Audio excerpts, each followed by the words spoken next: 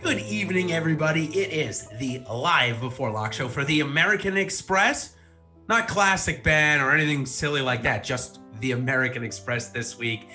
As we go to Palm Springs for a week before we head into San Diego, the PGA Tour, and we've got a bunch of great stuff going on. There's still a bunch of contests and a lot of rooms. Ben, maybe for the first time in a while, little trend towards overlay. So I'll bring you in and talk about a better event than what we've had in years past. Listen, this tournament is pretty crazy. So I'm glad that it got kind of reverted to this format, if you will.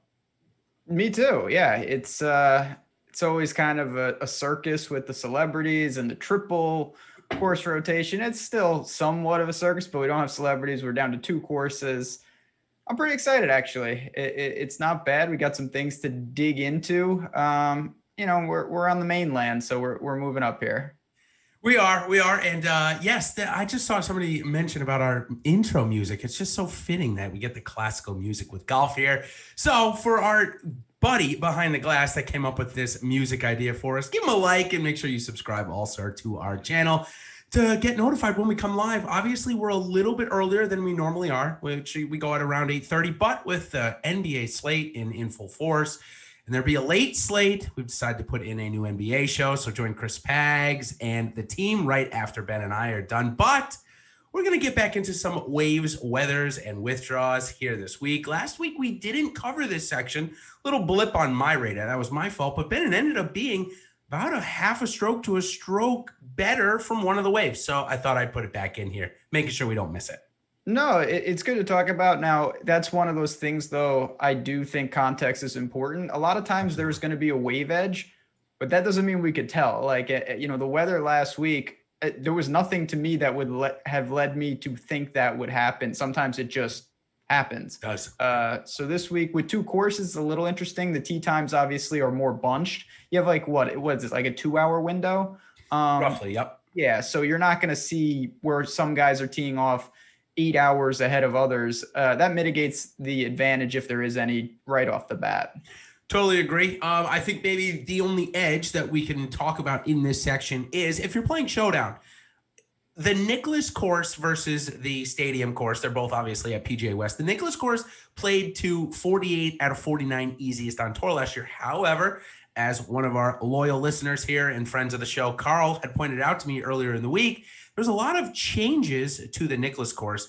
Most notably in the green sizes, they added about 50,000 square feet of greens, which is pretty huge. It basically doubled the green sizes that they already had there. And they also replaced some of the Bermuda grass greens with some nicer Bermuda to make it a little faster. So I suspect where the average, Ben, was like 2.5 under, I think it'll be more towards the normal Stadium course, somewhere around the 2 under, maybe 1.8 under, something like that. So that leads me to say, I don't think there's as much of an edge as there was in years past. Yeah, there's a couple of unknowns, things like that certainly changing the course a little. I do think without celebrities, that way they set up the course could be different with pin positions around the green. I'm not saying it's going to turn into a torture chamber or anything like that. These are gettable courses, the par 5s. Right. If you avoid the water, you will be just fine. But there are little edges that we can look to because everyone leans on course history early in the season because we don't have recent form for a lot of players. Those are things to take advantage of, or at least try to plan for. I'm certainly making some lineups with that in mind. Yeah, no doubt about it. No doubt. So before we move on, I just want to make note of our free giveaway today. Now, the game that we were doing it was the Ja Morant versus Damian Lillard. So what's that? Memphis versus Portland. That got canceled today, but if you still want to enter our giveaway, just go ahead and go to our Awesemo_com Twitter handle, and all you got to do is reply Ja Morant or Damian Lillard, just one or the other. And one random winner will be selected. So even though the game is not going on, we're still going to do our giveaway. Now, Ben, when we look at weather, even though there is no edge, looks like it's going to be pretty good weather this week as well. So something we definitely don't even have to consider. No, I don't think it's going to be anything to worry about. You play it pretty straight up. We've had a bunch of people ask about, do you have a preference of where your guy starts? Whether it's, do you want him to play the course possibly 3 days in a row? To me, it's not a non-factor. I'd be lying if I said I'm going to change anything about that. Do you have a preference? No, I never have. I think the only time I'd have a preference in these events, and it's funny, it's all in California. And there's two reasons. Obviously, the Pro-Am factor, which we aren't getting this year. But the other reason is daylight savings time. I mean, we just don't have enough daylight to get 156 golfers in every day. So they split it. The only time that I've personally used a starting course or a rotation course in my builds is when there's a weather factor. Remember a couple of years ago, the Pebble Beach one, it was really bad weather. So you wanted to have your guys playing the easiest courses on the good weather, or the bad weather, I should say, to mitigate that. But it didn't end up panning out because I think the winner ended up coming from the hardest course when the weather was the worst. So what does that mean to us, Ben? It's more or less just noise most of the time. The golfers that are going to play well, no matter what course they start on, they're going to play well. That's kind of how I look at it here. How about you? Did you look into anything like this? No, I think you said it. What happens, I think, sometimes is we go backwards. We take the winner and then we look at the path that he took, and then we automatically assume, oh, well, that's the path. Or the guy was just dialed in and he would have excelled no matter what draw he had. For me, there's a lot of things to consider. That's not one of them. Yeah, totally accurate. And the withdrawal portion, our last little segment here in this topic, which is a great lead into our next topic, is Jon Rahm. He had to withdraw. It looks like he has a sore back. I was listening to a podcast this morning. It sounds like it happened in the gym, which is never a good thing, especially for a golfer. I suspect we'll see him next week, though, since he won at the Farmers before, even though he's won here. But with the U.S. Open coming to Torrey Pines later in the year, I suspect we'll see him. But nonetheless, it does dampen this field a little bit, which is a lot better than recent years. But it gives us two Patricks up top, Cantlay and Reed. Patrick Cantlay, 11,100. Ben, I think obviously he's the best golfer in this field, but it does seem like a little bit of a steep price to pay for him. It's really interesting. Never have I can't remember a week where the price was set and then the top guy withdrew. So it does flatten it a little. And Cantlay, I mean, he is the best player probably here. Yep. And you look at when he plays, he's usually ready to go. He's very consistent. He rarely, if ever, misses a cut, but it's not to say he just cashes checks. He wins. He's a winner. He's won 2 straight years on tour. So he has everything that you want. Having said that, I still, the balance build definitely jumps out when you remove a guy like Rahm. There's no doubt you could build starting in the 9s and feel very comfortable. Yeah, no doubt about it. And I think it's a good point to bring up in the 9s that it looks like everybody is heading to Scotty Sheffler this weekend. It's two-part. For me, he played okay out at the TOC. First time there, so maybe a little bit, not getting used to the approach shots being so many, different looks that you're going to have ball way above your feet, ball way below your feet, etc. His short game was good, but Ben, does that concern you that the second highest owned or highest owned golfer in the slate, Scotty Sheffler, maybe ball striking wasn't that good, and certainly seems like people are leaning on that course history of last year where he came in great form and came in third. It does concern me a little. I mean, Scheffler's a talented player. We've seen the form, and he, along with Matthew Wolff, I think are the biggest, I don't want to say question marks in the slate, but just for the year. They could cement themselves as world-class top-end players, or they could have down years and we could wonder exactly where they are heading into 2022. So obviously this is not going to determine it, but having said that, I'm not super certain that Sheffler is exactly in form coming off what we saw at Tournament Champions. To me, I think it's a very interesting situation with Sanjay. Everybody loved him last week. He did not show up and play great. Now nobody wants to go to him. Certainly the ownership won't be what it was. You've got him. I mean, Ricky's there. I'm not going to even get into that. You've got Russell Henley, who I think is playing fantastic, gained across the board at Sony. So there's a lot of guys right in that 9K that you could look to. Yeah, there sure is. And we didn't even mention Brooks Koepka and Tony Finau, which we can talk a little bit about. If you are playing 150 lineups, either in the approach shot or drive the green for DraftKings and then on FanDuel, I actually think it's called the Eagle on FanDuel, right? If you're playing in those contests, I think that it'd be silly, especially if you're maxing them, not to look at Koepka and Finau. Koepka obviously had his typical press conference where maybe he was a little bit pompous and arrogant, but again, that's okay for Brooks. I don't like it, but that is his persona. In terms of Finau, he looked terrible with his putter again out in Kapalua, Ben. And I know that his ball striking is good enough to basically get him decent finishes, but he will not win if this putter is as bad as it is. And it's almost like he has the shanks with it. I mean, it looks like he has the putting yips. Yeah, it's not a great situation. Bermuda is usually not the antidote for Tony, not his preferred surface. Brooks is, it's hard to know what you're going to get with Brooks, obviously, with the injuries. And like you said, he always has that kind of swagger that borders on arrogance. To me, I would rather probably keep it pretty generic and go with one of the Patricks, whether it's Cantlay or Reed. Reed always shows up and is ready to play. He's great around the greens, can get hot with the putter, which you need at a shootout like this. So if I do go north of 10K, I'm going to stick with the Patricks more than I go to Brooks and Finau. Yeah, I think I'm there with you. Certainly in my bigger dollar stuff that I've played this week, I did not find Koepka in one of them. I just don't want to. I just can't trust him yet. It's not that I don't want to. I can't trust him. Cantlay at 11-1 seems much more consistent and confident for me to play him other than Koepka at 10-8.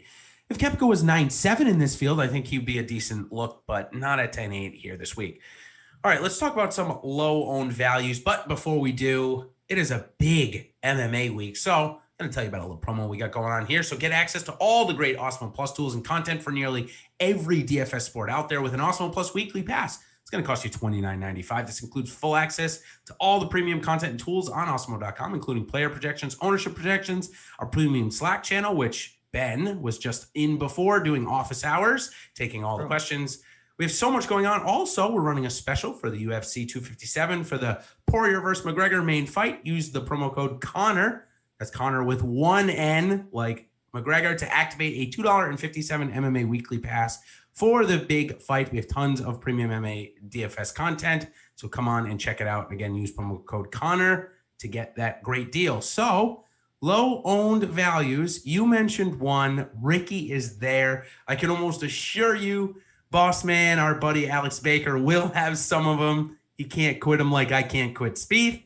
Can you quit him? Are you going to be able to buck the trend that your buddies here at Awesemo cannot do? With who? With Ricky? Ricky, yeah. I mean, I'm, it's just like anytime you have a problem, I'm not going cold turkey. I'll say that much. He is in the player pool, but I've kept it realistic. I have I'm more interested in Russell Henley. I have more interest in Sanjay. Ricky, I don't think that it's over. People have him dead and buried. That is not the case for me. He needs to get back to being a world-class putter. He was never the best ball striker out there. We'll see what happens. Look, if Ricky's not going to garner ownership, I still believe he has the talent, but I'm keeping it, tempered expectations to start just because it's been too long to keep going back. Yeah. Listen, I mentioned this is not going to be the first time I've said this, and it won't be the last. I am the king in the PGA DFS world of playing golfers that are no longer good. So I get it. I understand it. I've been playing Spieth since 2017, since his last win. It hasn't been good for me. So I understand where you guys are at. I'll probably have some Ricky just to join you guys for fun. Not that much. Now, the next one you mentioned, maybe I'm a little bit more intrigued. I was one of those guys that was overweight him last week, and it is Sung JM.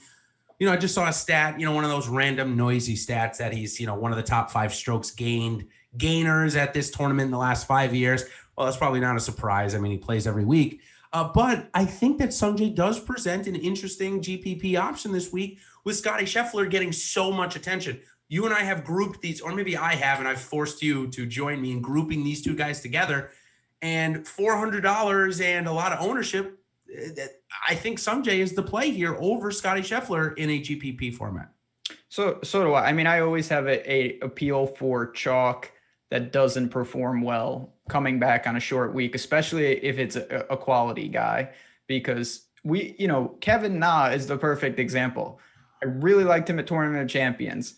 He played horrible, and then he wins the next week. And it's golf. It happens all the time. And it's a fine line between holding on so long that you're Ricky or not giving up fast enough. And someone like Sanjay, I'm not alarmed he didn't have it last week.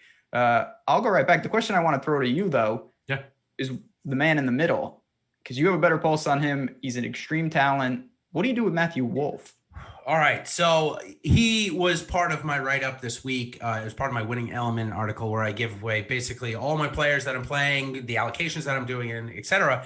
And I linked an article from an interview from him the last couple of days where he said that he played way too much golf last year, that basically when they came back from COVID, it felt like you had to play because you were getting behind the eight ball if you didn't, and that he needed more rest, and that even now, he said he's feeling like he's coming back a little too early and maybe a bit rusty.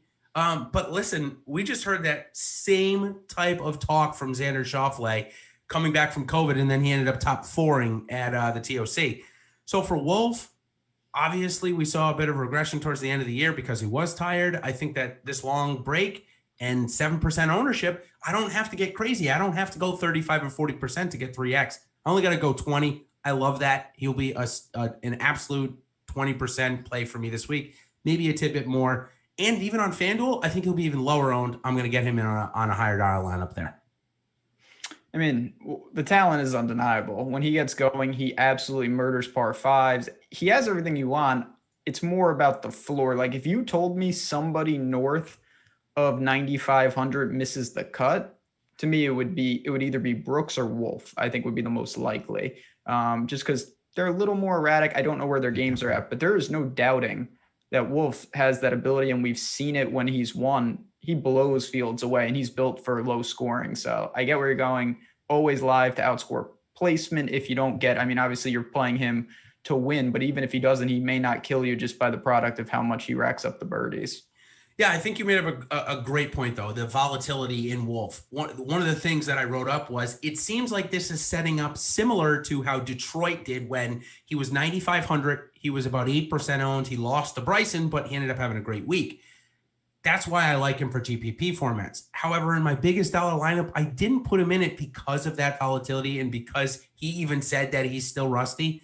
So that's what I did with him. I'm using that leverage there on Wolf in the GPPs this week. Somebody that I don't know that we're going to be able to get tons of leverage on unless we want to go 40 or 50%, which just goes to show that I think the game in and of itself of PGA DFS is getting a bit sharper, the players that are playing. It's Abraham Answer, a guy that lost 4.2 strokes on and around the green last week. Looks like nobody is scared off of him. I wish they were, but they aren't. 9,100. What are you doing with Answer this week?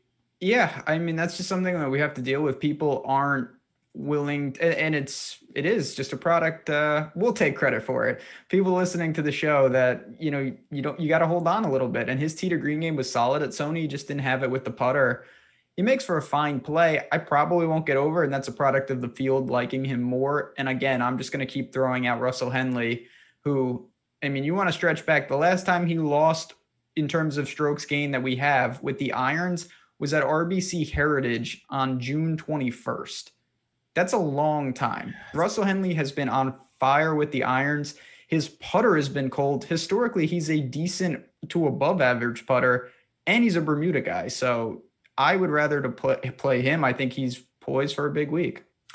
Yeah, so he's one that I looked at in part of my fade video this week, and there was a simple reason to that, is that I thought that he's playing a little bit above his caliber of where we think his long-term form is. But I haven't had great success fading guys like that. Harris English and Jason Kokrak are the two most notables.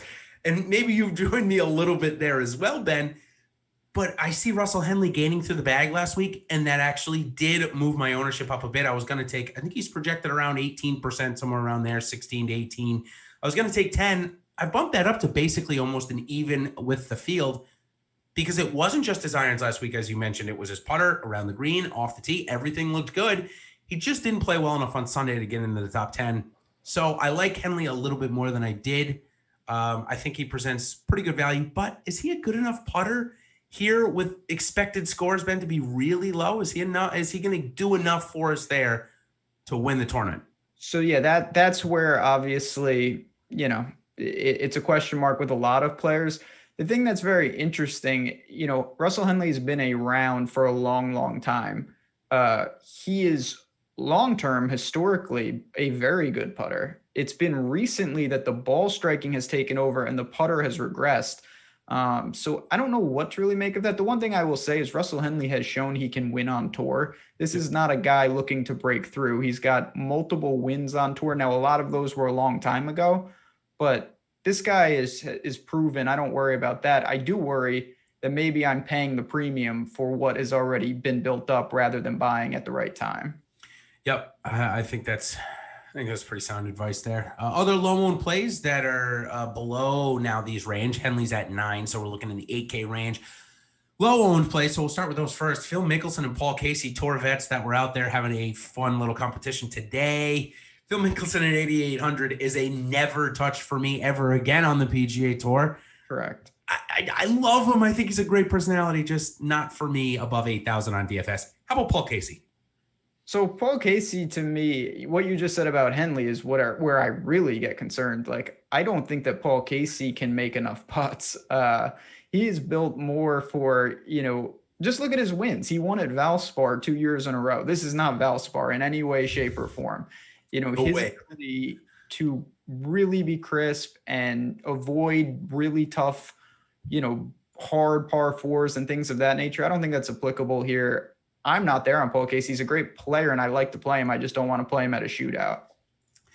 The only thing that would make me want to play him, but I ended up skipping a lot of this range until we got to the low 8s, is that you have Adam Long, Lanto Griffin, and Patton Kizzire right there. I'm definitely, mindset-wise, I'm much more willing to pay 8,700 for Casey than I am 85, 84, and 83 for those next 3 guys. But yeah. Adam Long has shown us that maybe he should be in consideration for this type of field at this price. Could you get to him at all, or is the sticker shock too much for you? So of the 3 that you just mentioned, Adam Long's the only one that I would potentially get to, just because he has shown that ability. He can score. He's a past champion, which, is good, but at the same time, it's not good because it overprices him and overowns him. And I don't think it's good that he won, but does that really make him more likely to play well this week? I would probably say no. I would rather get to the bottom of the 8s. You've got Burns, Siwoo, guys like that over what I have is basically a dead range. The only guy we didn't talk about, I don't know if he's going to be low owned, is Cameron Champ, who's another one of your boys. Yeah, let's talk about Champ. I've kind of chronicled his transition from just relying on his off the tee game to turning into a pretty good ball striker. He's from Sacramento. Who knows if there's any correlation there? He's obviously won here in California before. But 8,900 is getting to a price where I've got to think that the course has to fit for him for me to roster him. Granted, he's been very consistent, pretty good his last 5 or 6 events. I think I'm going to have the field. I don't see a spot where I need to get overweight, Ben. Granted, I know that there are 4 par 5s. One of them is over 600 yards long, which means, him and Finau might be the only 2 in the field, or Wolf as well might be the only 3 in the field I can reach. But I'm not super excited about him, but I'm not underweight him either, if that makes sense. I'm just playing him with the field this week, maybe a tad bit over. Yeah, I kind of feel the same way. He's someone who's proven that when he gets going, he's got the ability to tear a place apart. He's a good player, but I don't think it's going to be consistent. And this price to me is kind of factoring consistency that's not there. So I want to have some, because he's the type of guy that could end your week pretty quickly if you don't have exposure, but I don't think I want to make my stand on Champ this week either. No, I agree. And a guy that coming out into the professional ranks at the same time, they weren't in college quite at the same time. I think this guy is a little bit younger than Champ, but I think his talent level is very comparable. Just hasn't had that breakthrough win. And it's Sam Burns. You mentioned him as a guy that you like down in this low 8s. I do as well. Last time we saw him, he came in 7th. He's got 2 really good starts here. So at 8,300, I'm not sticker shock with Sam Burns here. And also Siwoo Kim. I think both of those are great low-end 8K options that you can pair up with either 1 or 2 of the guys above 9K. That's how I kind of started the base of my lineups, especially the balance build. I put both of them in there. I agree. I mean, Sam Burns, LSU guy, Bermuda, just striking it off the tee automatic basically at this point, has been making a bunch of cuts. Hasn't broke through in terms of really getting in the mix as much as I thought he would, but that'll come if he continues to strike it like this. And then Siwoo, I mean, I don't know what to say. Last week, he quietly got it to 10 under early, and then he regressed, and he didn't really make the mark. And although it was frustrating, that's a good thing for this week, because if he would have been more popular and higher priced, gaining tee to green consistent form coming off the Masters. No, it seems like he's still dialed in. I like him a lot this week. Yeah, he's, again, another one of those guys that's kind of transitioned into a quality, consistent golfer, not the volatility that we saw maybe a year and a half ago from him, where he'd come up for the top 5 or with a random win or losing to Satoshi Kodaira at the RBC and then missing a bunch of cuts. So we're not getting that with Siwoo. We're getting quality golf, and maybe he'll get himself a medal here at the Olympics later in the year and save himself going for military service. But he's got some other quality golfers that'll be competing there with him, JM being one of them. Couple more guys here in this range.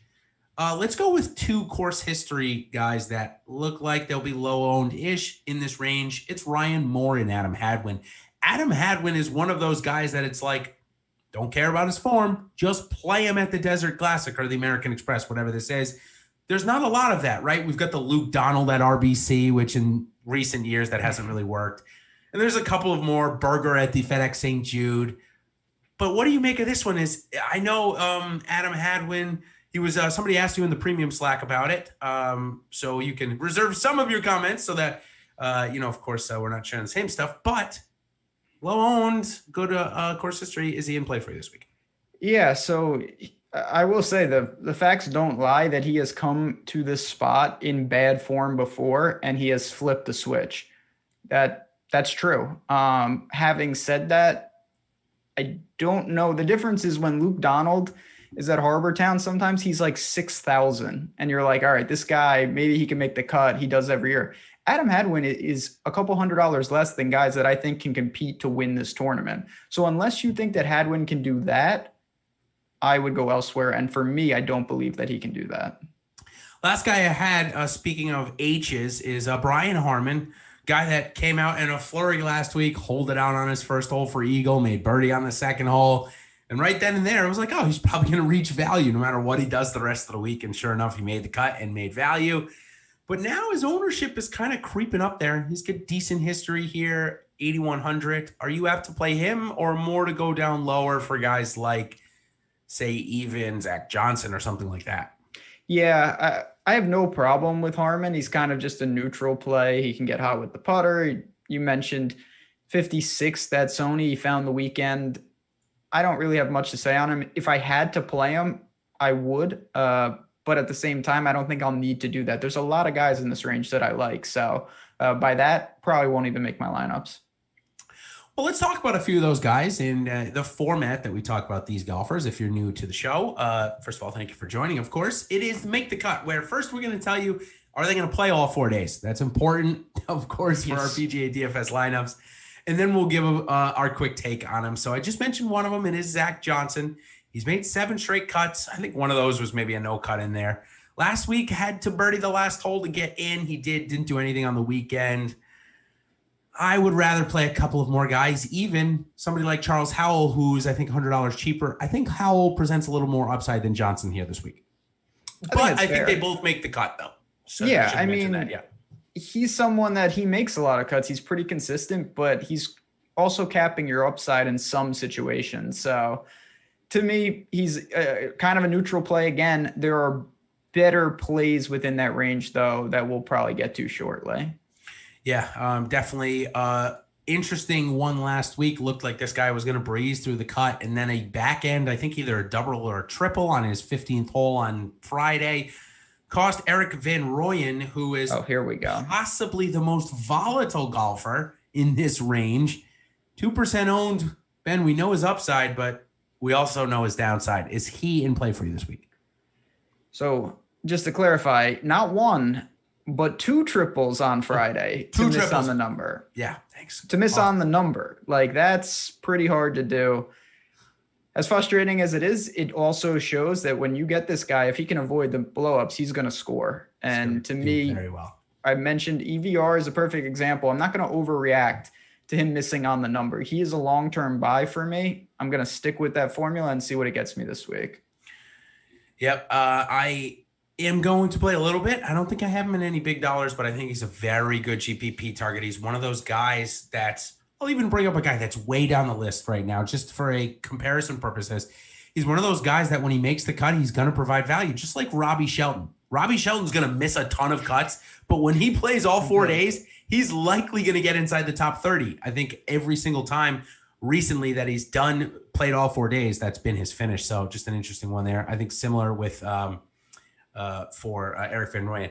Karl Marx, he's just full of great information this week. Siwoo Kim, he just mentioned, is working with Butch Harmon, just started doing that. Maybe that's what's contributing to the consistency. Obviously, the best players in the world are using them. Jordan Spieth is not one of them, though. There was some reports that Spieth was actually using Harmon. He just used him as a consultant one time, but we'll talk about Spieth in the coming weeks when he's actually in the field.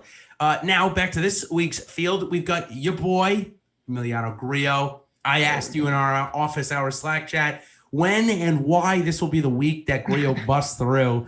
It does seem like a pretty good event. He's won in California before, but this is another guy, Ben, that if you're playing cash, it'd be silly not to click his name. He is providing points every week and giving you a good floor.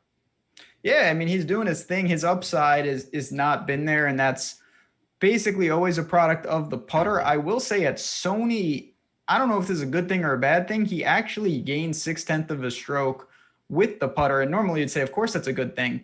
But he came in 47th. When he does that, that's when you're thinking, all right, this is my chance, because he's such a good ball striker. I still think he breezes through the weekend. I would like to see him be a little more consistent, not winning tournaments, but get in the top 20, at least grab some placement points. He's really faded on the weekend lately. Yeah, that confusing me why he can't get it going. I mean, we saw that trend kind of start at the Bermuda where we thought he should have won. And, it just, again, it's not happening. Yep. So, again, I like him for cash. Don't love him for GPPs. Next guy, really interesting talk here. Gary Woodland is obviously, in the past, a world-class golfer. He's also highlighted how many injury problems he's had, especially since returning from COVID. Looking like he's 150 pounds lighter. The guy looks like a stick figure now versus before he looked like, he had some meat to his bones, kind of like a Koepka build. It's not a Koepka build anymore, Ben, and I think it's provided injury problems. However, he will get back to form, I think, before somebody like Spieth or Fowler does, because his ball striking has been so good. So are we too early here? Should we wait because it's been an injury and not just poor play? Or is this the time at 3% to jump on him? So, yeah, I mean, I don't think there's really an answer. I think it's more of a risk tolerance. It was an injury. So if you're willing to go blind and say, if Gary Woodland is healthy, he's maybe the most mispriced guy in the field, I'm going to just do it blindly and maybe sacrifice whatever, 10% of my lineups. I get it. Personally, I think erring on the side of caution is not going to burn you. I don't think Woodland just comes out and decimates the field too often. So I get it. I still think with a range that's so saturated, I would go elsewhere. Somebody in our chat, let's see, I just saw it here. Jeffrey Wilson must have been looking at our notes here, Ben, because the next golfer he predicts is the winner of this week's American Express. It is the young Aussie Cameron Davis, who had a decent week last week. Found enough DFS points to be absolutely viable in a lot of contest formats. Gets a $500 price increase this week. Does that scare you off of him? Are you more apt to go to guys at 73, 7,200, or are you okay paying the 7,700 for Cam Davis this week? I'm okay with it. I mean, this is, again, he's a young guy, talented off the tee, can score on par fives. I don't like him as much as Grillo. I think Aaron Wise is in the conversation, who's right there. So it's a lot of names we've talked about in this range. Cam Davis is one of them, though. He is in the pool. I get it. And friend of the show, Grummertown, we appreciate you, sir, with the super chat, as always.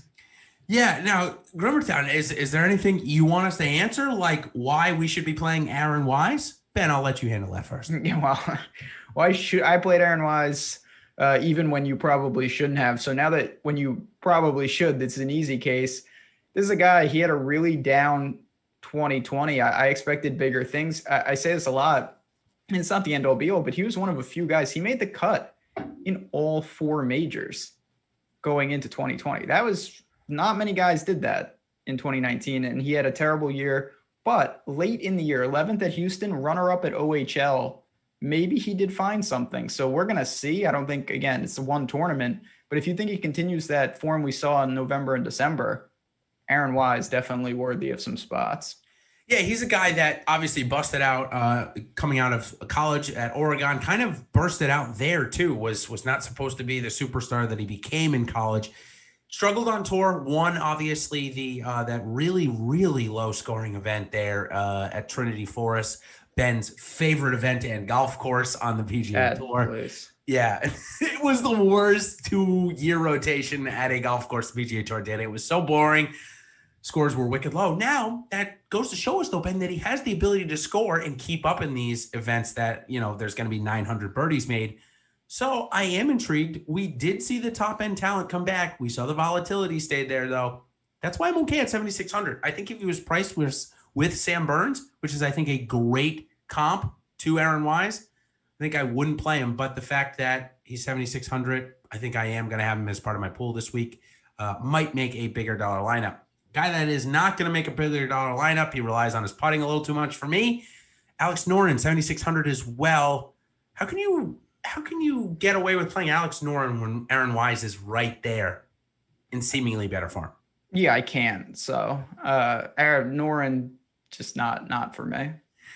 Yeah, he's one of those guys that if there was nobody else around and he was 7,000, I would. But when you got guys like Wise, Doc Redmond there, who we'll talk about coming up, what do you do with a guy like Chris Kirk coming off of obviously the most important start in his PGA Tour career in the last 5 or so years, a great comeback story? But do you think now that he's got his job back that maybe we'll, sit on the back of the bus for a little while? Or do you think the form continues for Chris Kirk? I tend to say, I don't think it's like, oh, he's going to immediately regress, but I do treat that kind of as a win, like a magnitude of a win for a guy. Definitely.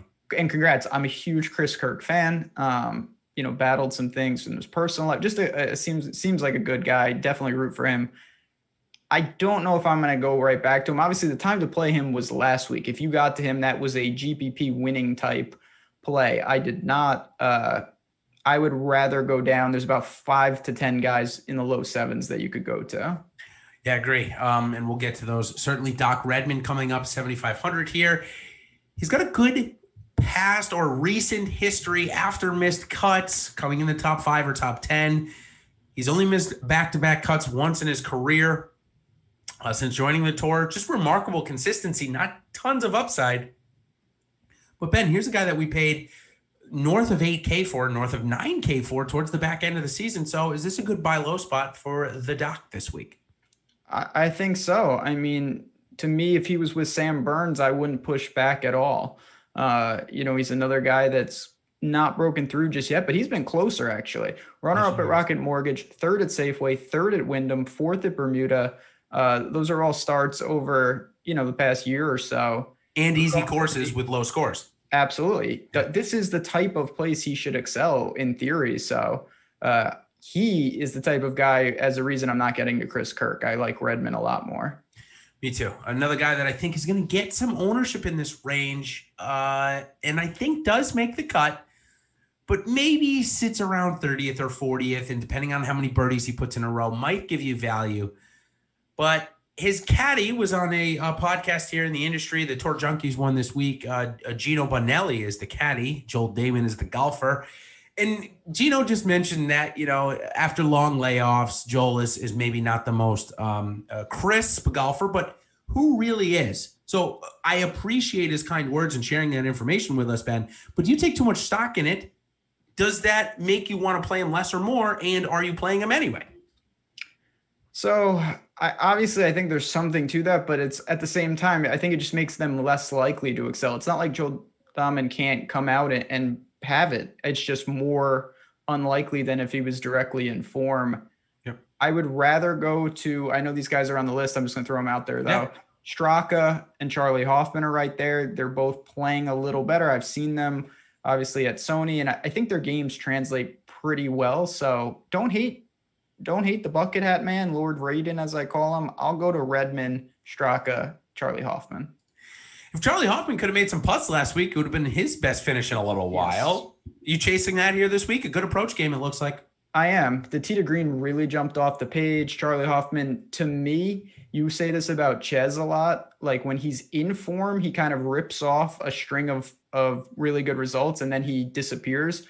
Charlie Hoffman to me does that. He gets in form and he has these runs, and then he really gets out of form and he has these runs. So to me, Sony may be a catalyst. 8.3 with the ball striking, that's good enough for me to hang on. For certainly is. And Groomertown, our friend there in the chat, let us know that Euro Tour starting in a couple of hours here. Ladies are starting tomorrow morning. We've got 3 different PGA DFS contests to play from this week. I love it. Of course, I'm playing across the board. Can't not have the first ever time we've got that option and not do it. So cool. And it's a pretty good field. Justin Thomas, Tommy Fleetwood, Rory McIlroy, all out there. So Rory had some great comments. Absolute superstar. It's nice to see, Ben, I got to be honest, just to talk about Rory for a second. It's nice to see a superstar be such an important factor in the game and really say things that are not controversial and are normally taken very good. Where in other sports, I think maybe the superstars are a little bit more edgy. We got some like Kyrie Irving who don't even show up. And I know you're a big fan of Rory, so that was good. What do you make of him this week, though? I think 11,200 is pretty cheap, as we just talked about Euro for about a minute and a half here. Yeah, I mean, Rory's just great on and off the course, and I think he's sitting on a big 2021 that starts. Let's get it done for him. Yeah, we need to get it done for him. He's gonna be just fine. All right, let's get back to the American Express here. You mentioned Steph Straka. I've got a big affinity for this guy this week, Ben. I'm not going to lie to you. I think his stats look really good. I think he's a good fit for this course. And he seems like he's becoming a pretty consistent PGA Tour golfer. He is. He's taken quietly some steps, and the around the green game is still a problem, but it's not a problem to the extent that it was, in my opinion. He's a great ball striker. The putter is okay at this point. He's putting it together. And is it this week that he breaks through? Probably not. But at the same time, when you're talking about these prices, if he keeps playing like he is, he's going to return value time and time again. And I'll take that and hope that I can buy low before everyone jumps on. Yep. Agree there with Straka. I like the call. I like the form. Plus, on this course, like you mentioned about the around the green, it's maybe not too much of a problem. And I think here it certainly isn't with the small greens. A guy that definitely doesn't have a problem around and on the greens. In fact, he does a lot of his work there. We know he's a California kid, obviously. It's Matt McNeely, 7,300 this week. We haven't seen him in a little while. He's a GPP target for me. Does he make the weekend? Well, here, I'll say 2 things. If he makes the weekend, he gives you value because of the way he can putt. But I actually don't think he gets the weekend here. I think maybe it takes a little time for McNeely to get back into form. Are you playing him this week? I'm not. Recently, he's excelled more on coastal layouts, OHL, Bermuda, those types. I don't really see that here. To me, this is more, the desert tracks, par 72s. He's a great putter. And I actually like him as a player. I think he's an interesting guy for this year. But I would rather take a flyer on Keegan. Brendan Steele is there. John Who apparently is a thing. That'll be your account. I am not talking about him. I have nothing to say. He's going to be popular, though, which is really shocking.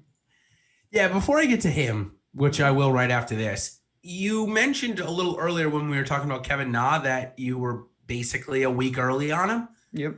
Well, this next guy, were you a week early on him as well? It's JT Poston. He flew out to a really good round 1.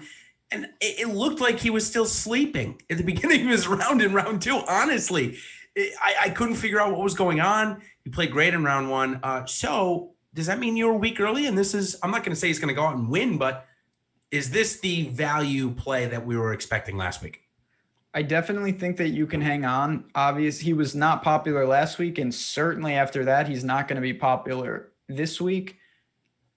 Not all, I'm not going to say, it's a good sign, but not all miscuts are equal to me. I would rather have a guy flash form and not sustain it like he did. He was 5 under immediately, and then he imploded. Yep. I'd rather see that than a guy who's just slowed, +1 even, +1 even. So it's in there. He just needs to sustain it. Worth a couple of shares, but not a priority.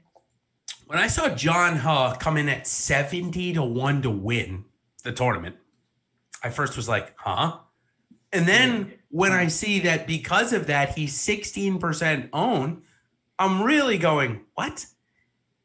So I asked our buddy, our boss man, Alex, I'm like, Alex, is this another situation where I'm going to run into like a Jason Kokrak here and this guy is all of a sudden really good? And are you getting any of them? And Alex said that he is getting some of them in his crunches. So that made me look at him a little bit more. But then I said to myself, there's a guy at $100 more that just had a chance to win the golf tournament last week, and he gained through the board. It's not like he relied on one. And I'm talking about Brendan Steele. I can't play John Huh at double the ownership when Brendan Steele is sitting right there, and I think in pretty good form and a good fit on this golf course. Yeah, same with me. I mean, listen, John Huh is getting ownership for a reason. He's playing well, but to me, that is not something I'm going to be chasing. There's a lot of guys down here. Steele is one of them. We've mentioned a bunch of guys, so I'll leave it at that with him. If you want to play him, I get it. You're not going to be alone, that's for sure. Revokes, appreciate that super chat. That is really tough. It would be Redmond for me, but you're not making a mistake no matter what you do there. I agree. If you're ending your builds with either Redmond or Davis, I think you've done a good job. Really good job, unless you're like backloading, Akshay Bhatia and Thomas the Tank Engine Kim with like Reed or Cantley, which I'm sure I'll probably do at least once or twice over on FanDuel. But I don't think you can go wrong either. If you put a gun to my head and made me select one guy, I would probably just have to stick with recency bias and say Cam Davis, because he played okay enough last week where I'm playing him as a pretty big core this week. Also playing a lot of Doc Redmond as well. So I really don't think you can go wrong. Again, gun to my head, I guess it would be Davis. Little extreme there. My friend and I used to do that, just to get an answer out of people or out of ourselves when we wanted one. Next guy, though, that I think is a great pivot off of John Huh is Kevin Strielman. He's 7,200. No one wants to play him. If Strielman played last week and he came in the top 20, he'd probably 25% owned, Ben, but it seems like people forgot about this guy. Well, sounds like a good time for me to jump on him. There's something to that. Like recent form, when it's non-existent, people, and I'm guilty of this too, like you want to play the guys who played Sony. And Kevin Strielman, you get a wedge in his hand, some short irons, he could be really effective. You can't play everyone. That's more my problem here. I've named off a lot of guys. So, it's not helpful to the show, but this is just also for my own lineups. I can't play everyone. I'd love to get leverage, just can't. So not in the pool because of other guys. Yeah, understand that. It hurts, though. I think he could be poised for a fine week. I just don't have room. Player pool is always a very interesting topic. I cover that on my Monday shows with Jeff Ulrich at the Fantasy Grind on Twitter, where we go over some of the pro plays of the week. And there's different amount of player pools. Our buddy Alex, he plays about 80 to 90 players a week. I'm somewhere in the 50 to 60 range.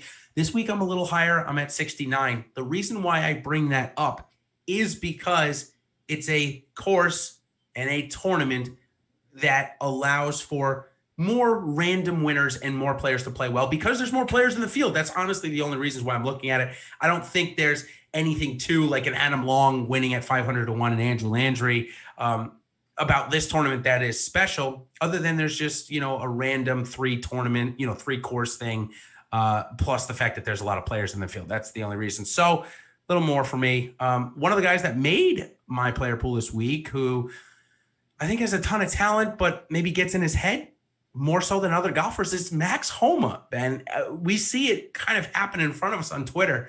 But last time out at Mayakoba, T11, he's a California guy. He's going to be low owned, so he's in my player pool this week.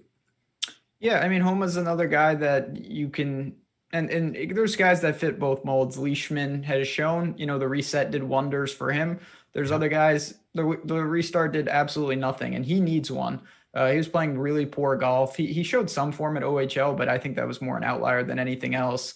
Before that, he hadn't had a top 30 finish since July. That's terrible for a guy with this type of talent.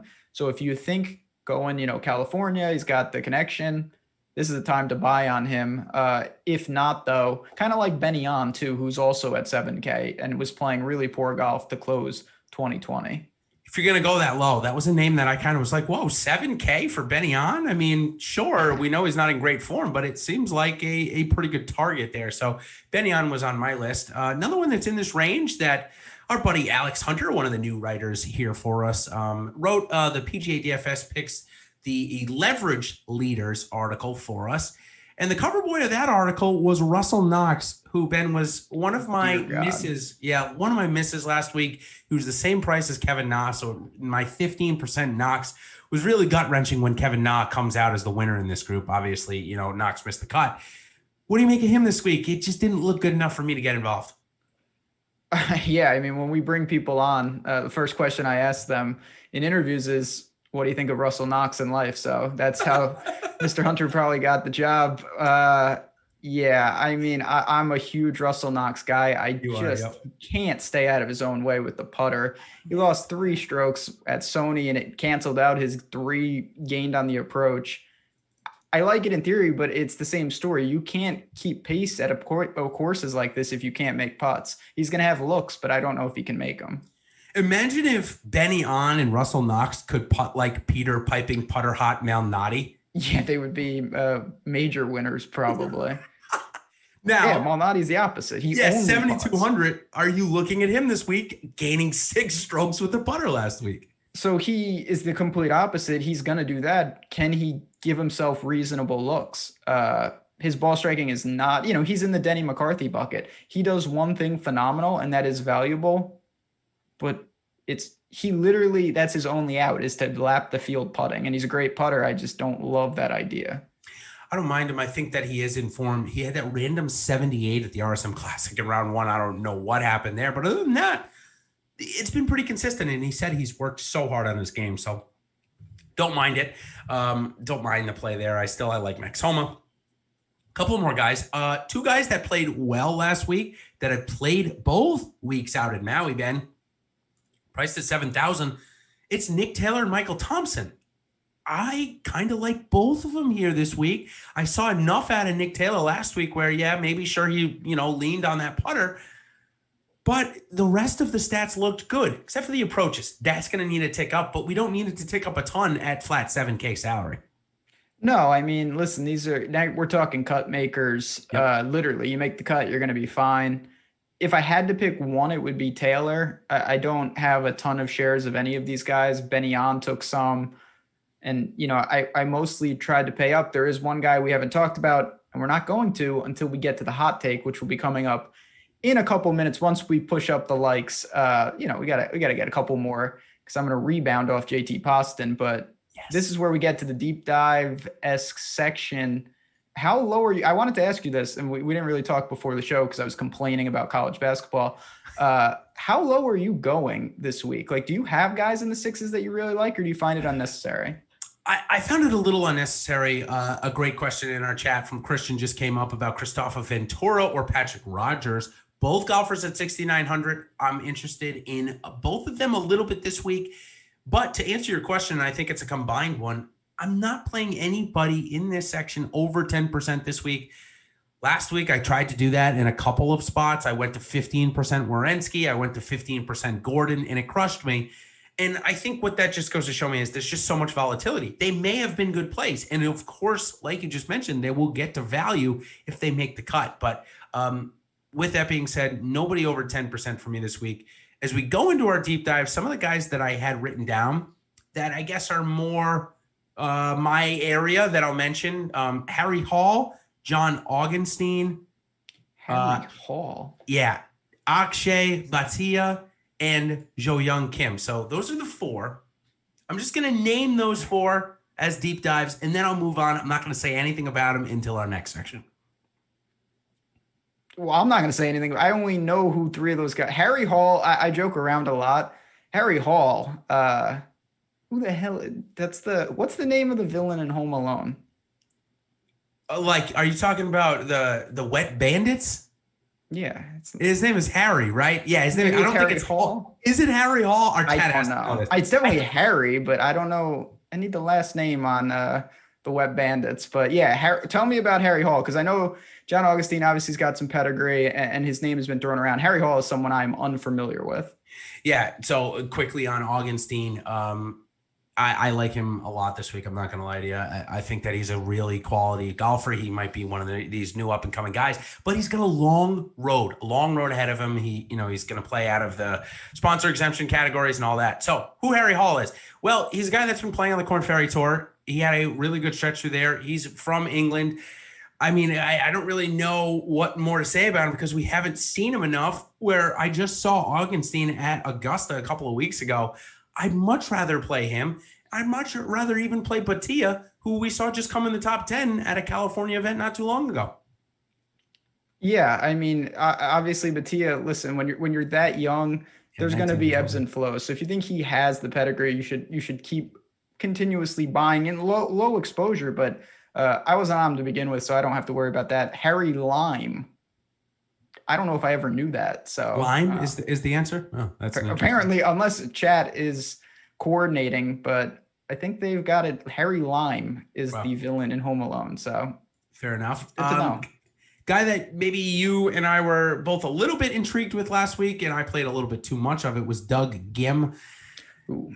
It looked, his off the tee game looked good, but nothing else looked good enough for me. He did have an okay comeback. I don't know. I'm going to wait and see on him. I don't think we have to rush back there.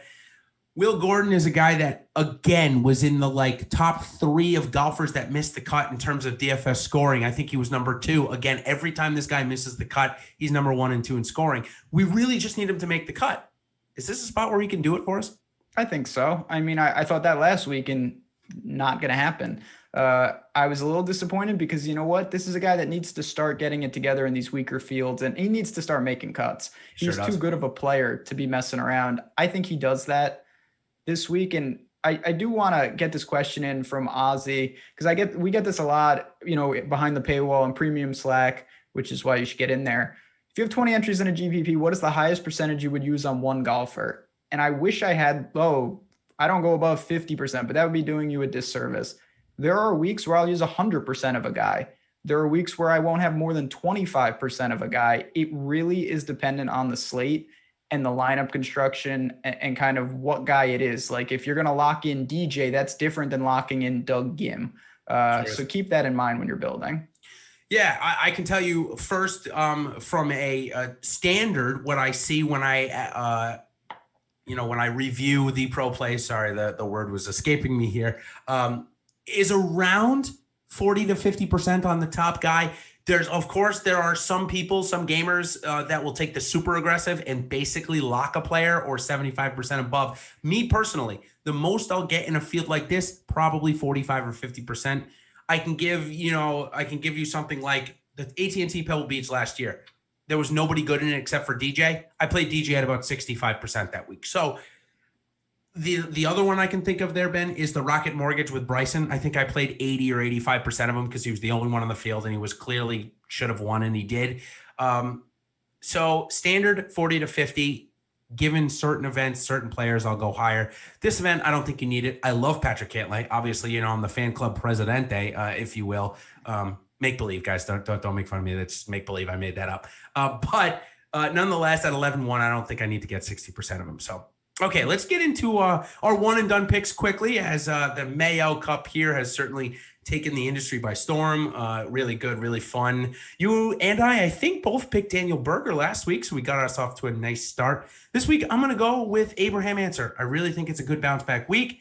I think he's in the top 40 players in the world, and I think it's a good spot for him. I don't want to use him at a major. I want to save, the good players. So I think it's a good spot to use Answer on a bounce back. So you're probably not going to be happy with this because I feel very comfortable. Two routes. First, I think you can use Cantlay because I don't want to use him at a major. I'm sure you want to save your boy. He's the best. I think he's going to win the PGA Championship, so I'm going to pick him there. Yeah, that's what I'm talking about. To me, he's the best player in this field, and you can get a nice payday. The guy, though, I think if you want to be a little different, I think that Siwoo is playing that well that you could go to him. He really has found a groove here, and I feel fine if you want to mix it up. Him and Champ is another really aggressive move there. I think Cantlay's the prudent play. Siwoo kind of interesting though. Yeah. Patrick Reed, I assume that you're saving because he would be the next one that I'd say, okay, I think we're going to get a top 10 out of him here this week. Who, Reed? Yeah. Yeah, see what you're saying about Cantlay is what I'm kind of saying about Reed. I have big plans for him this year, so he will not be used. I've seen Henley's name floating around. I think that's totally fine. He's playing great golf. I think with those four that we mentioned, Answer, Henley, Reed, Cantlay, I don't think you need to stray away from there. I think that you'll get a quality start for the one and done. All right. So last week, I said Doug Gim was going to come in the top 10, and I feel so miserably that I wanted to give myself more chances to be right. It's still going to be hot takey, but I'm going to take a pair of threes. I'm going to take the young guns in this field, and I'm going to take one of them getting in the top 10, meaning they're going to earn a start into next week's Farmers Insurance. They do not have status, and it's either Bhatia, Augustine, or Joe Young Kim. Those are going to be my three. That's my hot take. One of them's getting in the top 10 this week, and will be playing in San Diego. I like it. All right, here we go, chat. And I do want to say, coming up, it's a new, I know Jason's mentioned this, but I just want a quick shout out to Spags and Eric Lindquist.